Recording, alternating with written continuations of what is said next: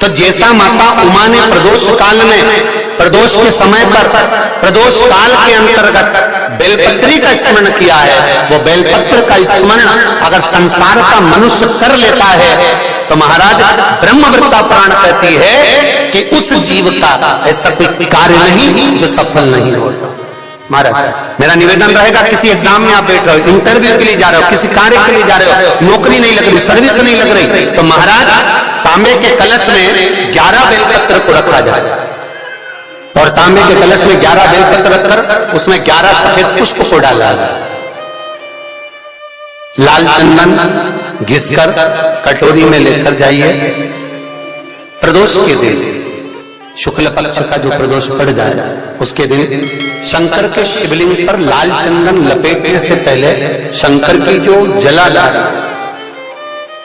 महाराज ये शिवलिंग है, ये शिवलिंग है और ये पूरी गोल और ये चरण, ये जलाधार, ठीक है। आपको पहले भी कहा है शंकर जी की पूरी जलाधारी में शंकर जी का संपूर्ण परिवार है। राइट जो चरण है जहां से पानी नीचे गिरता है वो गणेश जी का स्थान है, लेफ्ट कार्तिकेय जी का स्थान है, बीच में जो मोटी सी लाइन है वो अशोक सुंदरी का स्थान है। जहां पर शिवलिंग रखा हुआ है ये माता जगतजननी जगदम्बा का हस्त कमल है। शंकर भगवान को मां अपने हस्त कमल पर रखी हुई है।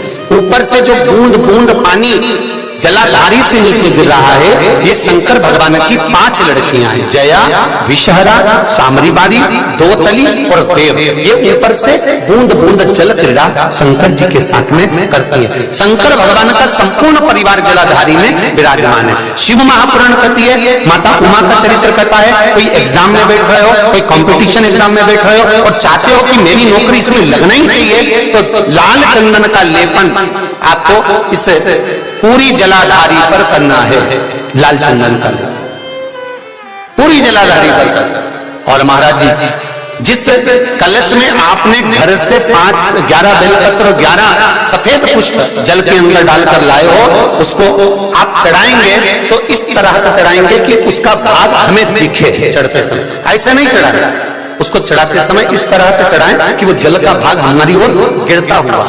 महाराज जब आप वो समर्पित कर दें बेलपत्र पुष्प आदि सभी चीजें, उस चंदन का एक थोड़ा सा भाग पूरी जलाधारी पर हाथ फेर कर अपने दरवाजे पर आते आते उसका स्पर्श कर दें। जिस दरवाजे से आप एग्जाम देने के लिए जाओगे, जिस घर से आप जाओगे, अपने घर के किसी भी दरवाजे पर उसका हाथ लगा दें या कोई स्थान को छू लें। जिसको आप दरवाजे को खोलकर दरवाजे को स्पर्श कर या दीवार को छूकर या अलमारी को छूकर, जिसको भी छूकर आप जाओगे उसका स्पर्श कर लें। फिर आपको कुछ नहीं करना है, उमा और महेश ही सब कुछ करेंगे जो उनको करना है, सब साथ पर करना आपको पड़ेगा। नहीं होती मार। फिर निवेदन करेंगे बेल पत्र का जो पौधा है, बेल पत्र का जो वृक्ष है, कल भी कहा था कि कात्यायनी माता के सुंदर भाव से ये बेलपत्र उत्पन्न हुआ जो माता पार्वती कहलाई है। इसलिए हमारे यहाँ कहते हैं पार्वती के नेत्र श्रू से बेलपत्र उत्पन्न हुआ।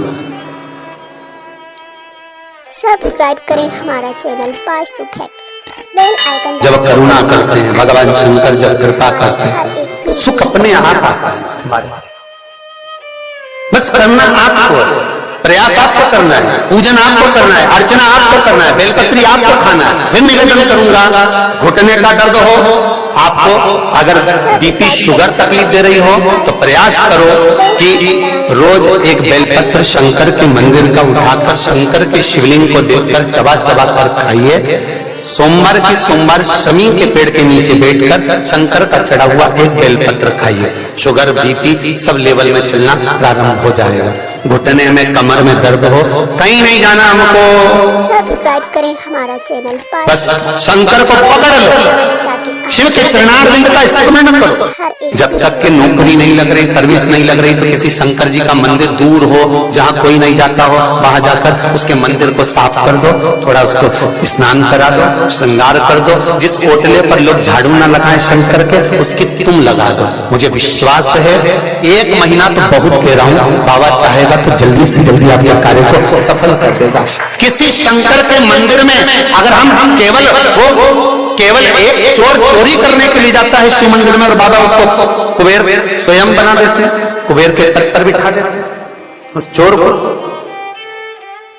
करना हमको है,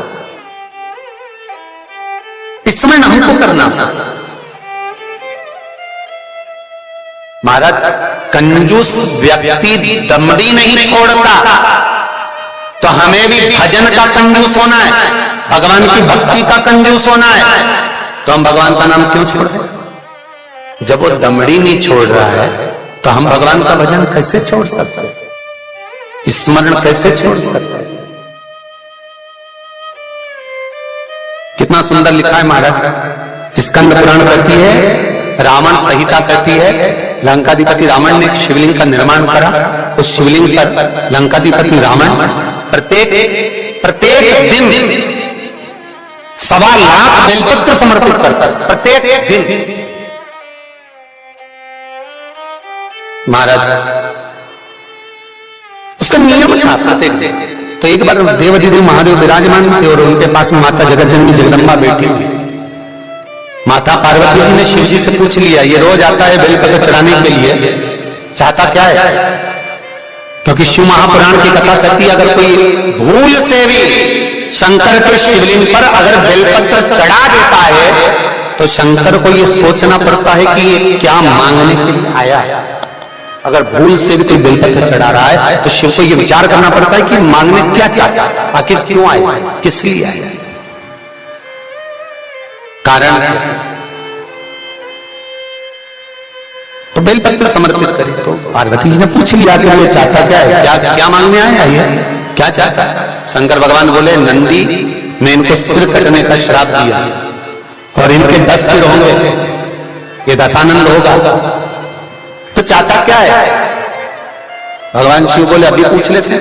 आज लंकाधिपति रावण जैसे ही बेलपत्र चढ़ाकर उठकर खड़ा हुआ और जाने के लिए आतुर हुआ। आप सभी को मालूम होगा बेलपत्र चढ़ाने का एक तरीका होता है। एक बेलपत्र चढ़ाते हैं तो ऐसे ही चढ़ा देते हैं, 2-4 बेलपत्र चढ़ाई ऐसे ही चढ़ा देते हैं। पर यदि 11 बेलपत्र, 21 बेलपत्र, 51 बेलपत्र, 108 बेलपत्र, 108 से भी ज्यादा यदि बेलपत्र हम अगर शंकर को समर्पित कर रहे हैं तो आखिरी बेलपत्र में हमें या तो चंदन या चावल या लाल चंदन, कुछ भी अबीर गुलाल कुछ भी रखकर, मध्य पत्ती पर रखकर भगवान को समर्पित करना पड़ता है अपनी कामना की पूर्ति के। अगर हमने 108 ऐसी चढ़ा दिया, 11 पत्ते ऐसी चढ़ा दिए तो इसमें कामना की पूर्ति नहीं है। और आखिरी 10 चढ़ा दिए तो आखिरी 11वीं बेलपत्र पे हमें कुछ रखकर देना ही पड़ेगा। तो वो ये जरूरी नहीं है कि आप धन रख कर दें, पैसा रख कर दें या संपदा रख कर दें, उसमें अबीर गुलाल चंदन चावल जो तुम्हारा मन पड़े पुष्प आदि उस पर रख। आपने देखा होगा, आप लोग तो करते रहते हो ना पूजा, तो जहां पंडित जी अभिषेक कराते हैं तो आखिरी की बेलपत्र पे वो लगा के सब दे ही देते हैं, लो चढ़ाओ। तो कभी आपने पंडित जी से पूछा कि आखिरी बेलपत्र पे आपने लगा के क्यों दिया? या कोई लिख के रख लेता है नमः शिवाय, उसको रख देता संभाल के, सब चढ़ा देगा, उसके बाद वो चढ़ाएगा। उसका कारण क्या है? रावण संहिता कहती है कि लंकाधिपति लंकेश जब भी बेलपत्र समर्पित करता था, आखिरी बेलपत्र जब समर्पित करता था तो शंकर को कुछ देकर ही समर्पित करता। अंतिम महाराज बाबा उठकर खड़े हुए, पूछा क्या बात है, क्या चाहिए आपको? लंकाधिपति रावण ने कहा कि मैंने ब्रह्मा जी से वर मांगा है कि मैं कभी मरूंगा, पर मुझे मरना तो निश्चित है। ब्रह्मा जी ने वर तो दे दिया पर मरूंगा तो सही, क्योंकि ब्रह्मा जी ने कहा है कि नाभि में सब्सक्राइब करें और एक बाण भी मुझको दे दिया। बेल आइकन दबाएं ताकि आपको पता पहले कहिए कि जो बाण नाभि में लगने वाला था वही बाण रावण के पास में था। मैं मरूंगा ये निश्चित है,